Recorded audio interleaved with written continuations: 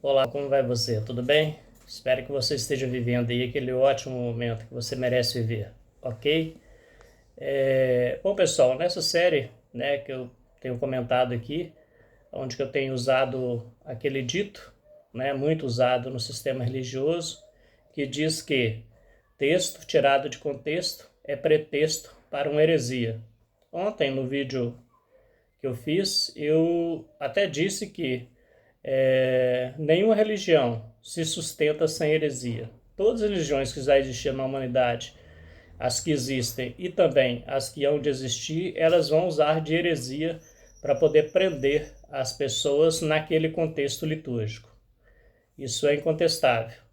Isso cabe a todas as religiões, sem exceção.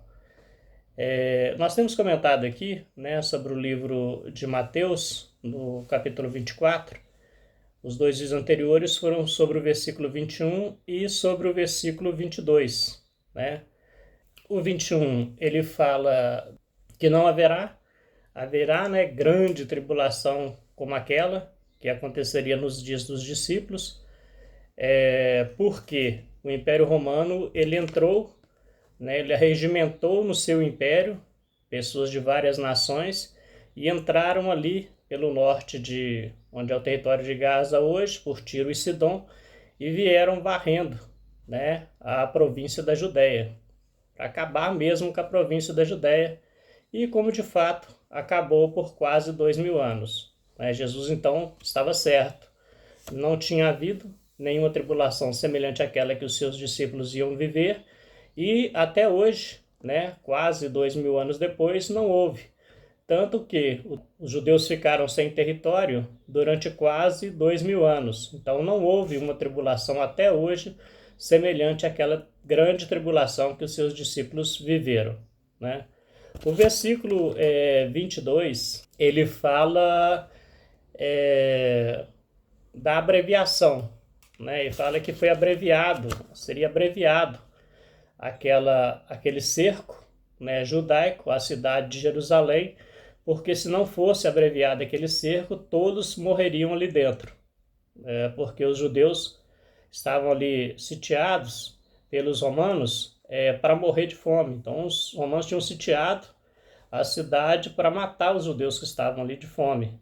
Então, além de fazer muralhas, montar torres, né, porque eles tinham um sistema de engenharia bem estruturado, né, os soldados romanos, eles tinham engenheiros ali no meio deles ali para criar estratégias para facilitar no combate. Né? Ainda levaram muitas catapultas para poder lançar pedras sobre a cidade de Jerusalém, para destruir a muralha e também matar alguns com aquelas pedras que eles lançavam através daquelas catapultas. Né? Catapultas que já estavam bem desenvolvidas porque haviam sido criadas 4 séculos antes. Então, nesse período de 4 séculos da criação da catapulta, eles já tinham uma engenharia capaz de lançar pedras bem grandes contra as muralhas, capazes de destruir parte dela.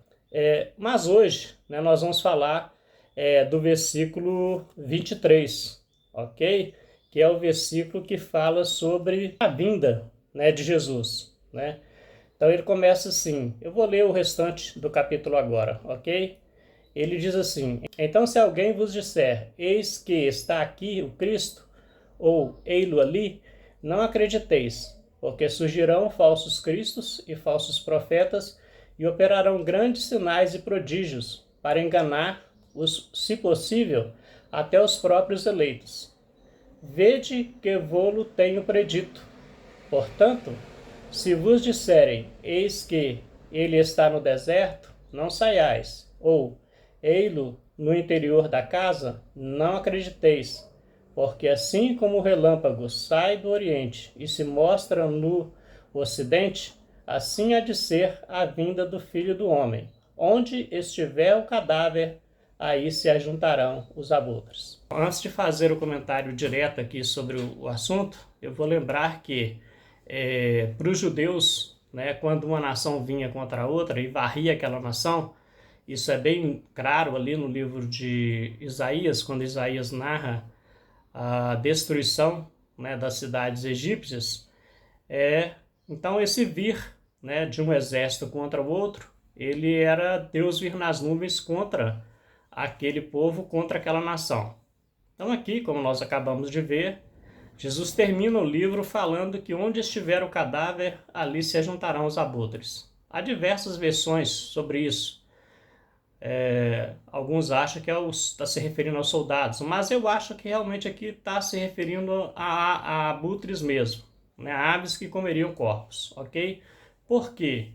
Porque quando o Império Romano arregimentou, né, pessoas de diversas colônias, eles vieram dispostos a varrer, né, o território da Judéia, ou acabar de vez com o território da Judéia, porque os judeus eram extremamente rebeldes contra o Império Romano.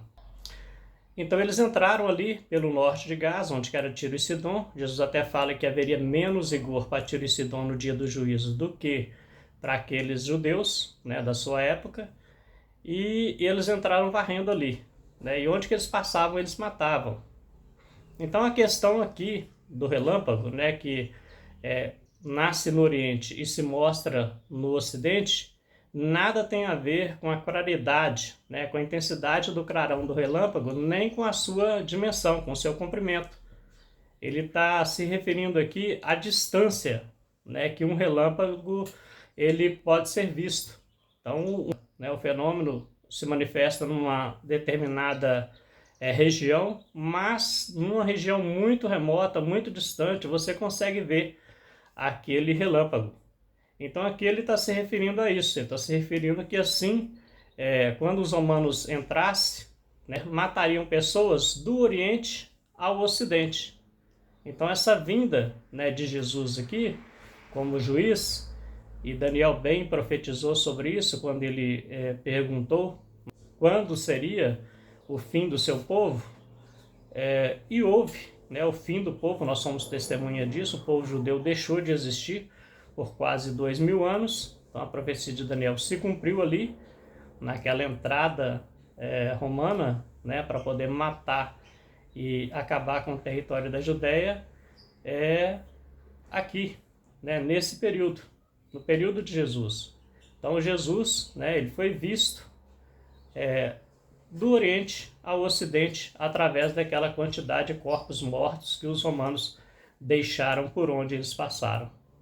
Culminando, né, com o cerco de Jerusalém e matando ali, passando ao fio da espada ali, praticamente 90% talvez da população, com exceção de alguns que foram levados cativos, e com a destruição do templo.